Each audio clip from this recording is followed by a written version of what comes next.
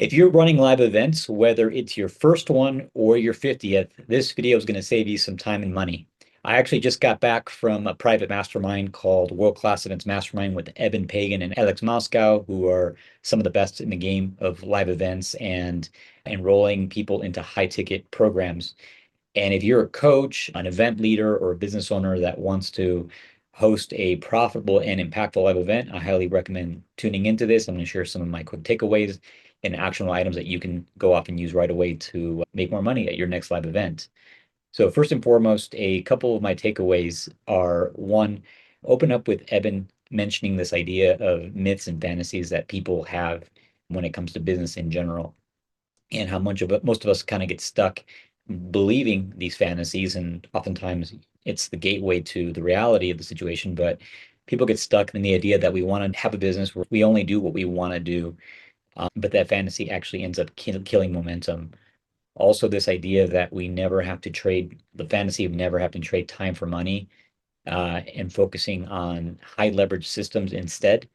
Again, it's a good idea, good ideal, but in reality, it doesn't actually happen. I think taking time away or trying to believe that and not working on the business or in the business because you can need to work on the business could be a big challenge. And also, in order to fill events, you got to have systems and clarity, not wishful thinking.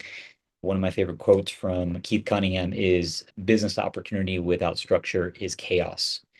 So the number one thing that we talked about here at the event that I think is the most valuable is this mental model that Eben discussed around attention.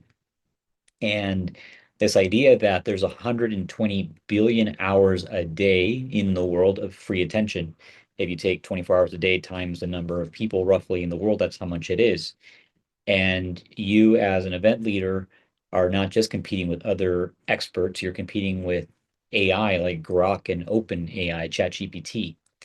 And our one job, our sole job, is to get attention and to keep it and to convert it into some form of action. So Eben talked about a very specific formula that he uses when he thinks through all of his content and material that he uses to get people's attention for his material. So this strategy is called AIDA, which stands for attention, interest, desire, and action. I'm going to give you just a quick couple examples for each of these. So one, we got to get people with an unexpected hooks. I use a specific example that he gave. He built a dating advice business to over $100 million a year in revenue. And he discovered that the thing that gets people's attention, so specifically men, because dating advice for men that got people's attention was pickup lines. And he learned how to use pickup lines as a way to get people's attention, or he knew that men were looking for pickup lines, so he would speak to that. Two, the I is interest. You want to get their interest and tell a story that communicates that interest. And the example that he gave was, as a guy who gave dating advice, he told a story of the first time where he was struggling with dating, and he went out with a friend, and his friend walked up to a girl and quickly got her number and set up a date from there. And to him, that was a miracle. He didn't know how he could do that. And he tells a story of how he went on to learn from that friend and not only be able to learn how to get numbers himself, but created a system that he was able to teach to other people. And then that system is eventually what he marketed, which leads to desire. And desire is being able to show the system or the outcome that someone has interest in getting from you, and ultimately action, inviting them to take the next step, whether it's opting in or an order form, in our case, event leaders registering for that next live event. So the process is called AIDA. Again, attention, interest, desire, and action.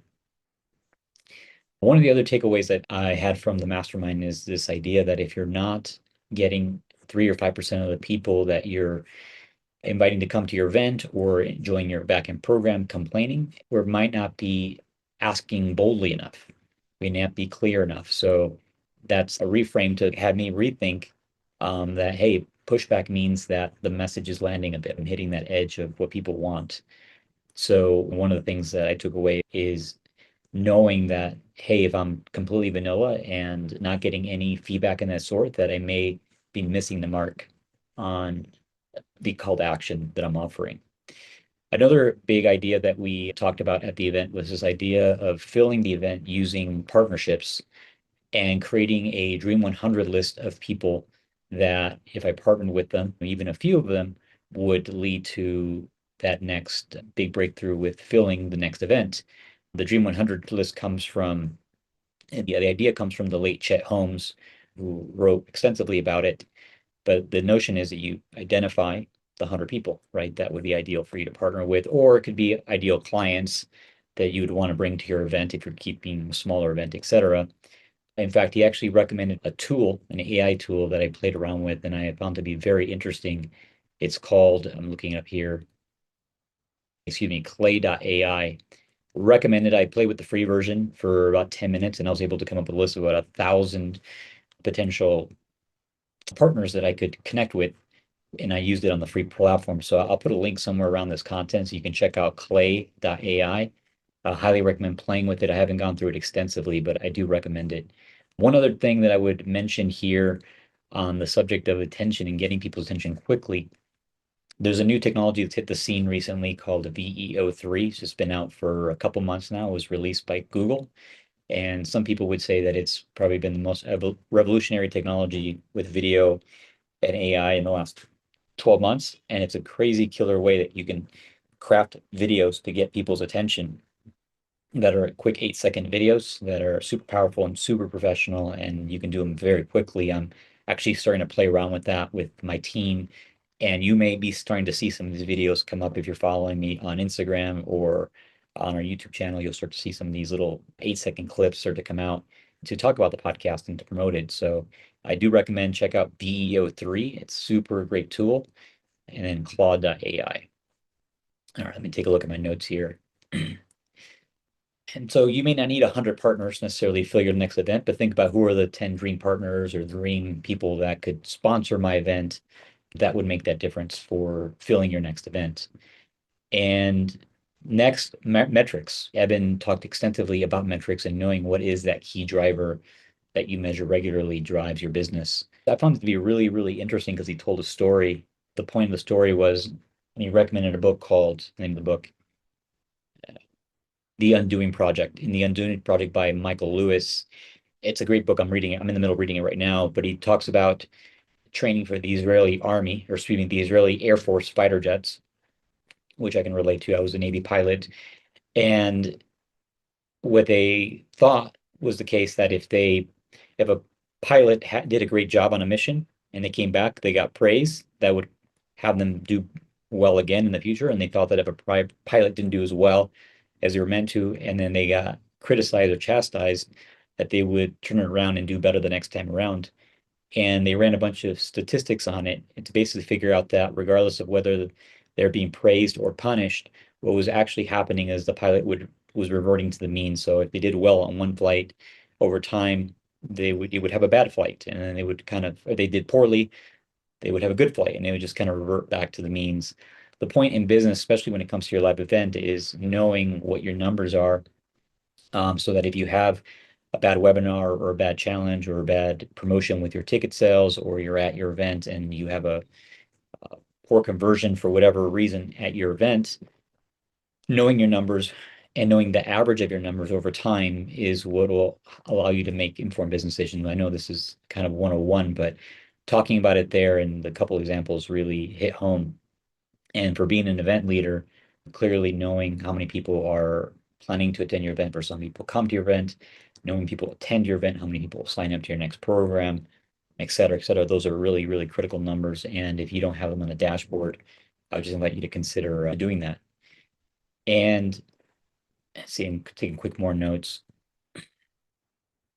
So there's several key things here, but I'm going to start to wrap it up here with something to reflect on. I thought it was a great question.